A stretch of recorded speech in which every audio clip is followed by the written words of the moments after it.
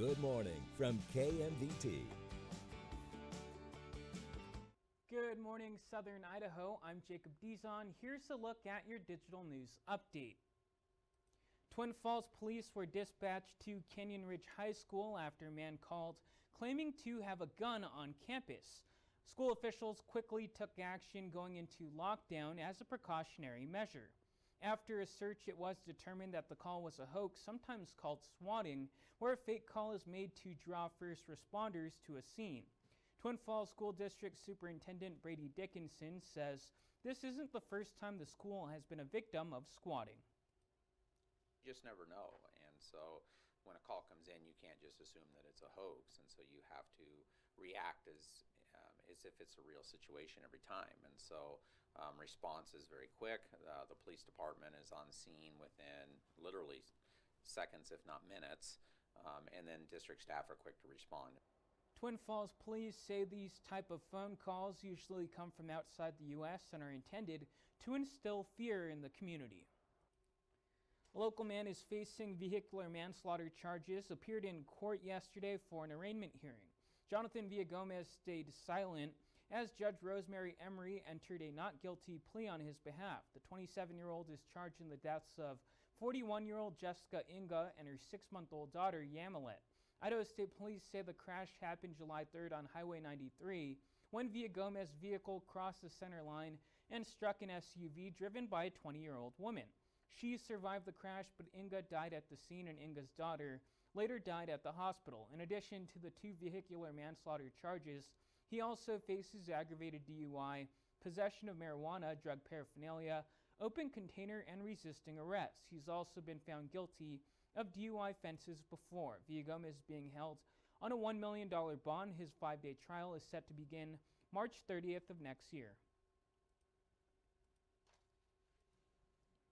One of the busiest gas stations in the Magic Valley has been partially sidelined temporarily. The Oasis convenience store on Broadway Avenue in Buell has been forced to shut down its pumps due to electrical issues. An employee tells us that the issue requires electricians to dig underneath the pumps to fix the problem, and it will take approximately 3.5 weeks to fix. However, the employee says the store is still open and has customers to keep it going until the pumps are fixed.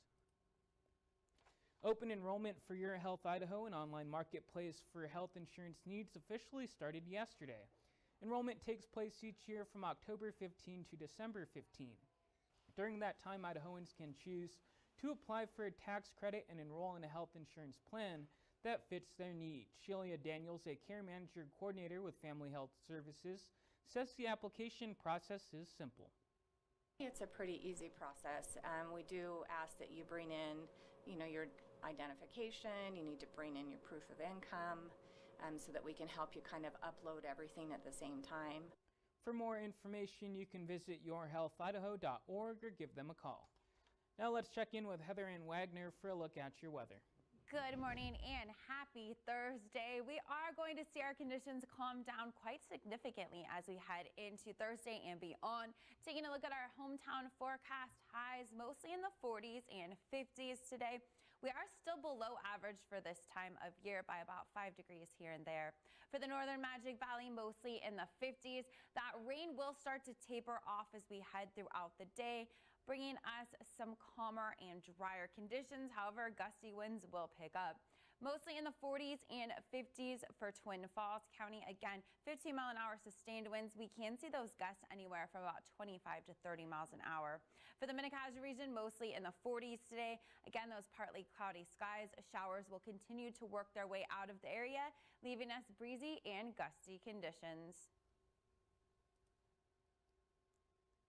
That was a look at your digital news update. We'll be back with more of your local news today at noon. Until then, you can also send us story ideas by sending an email to news@kmvt.com.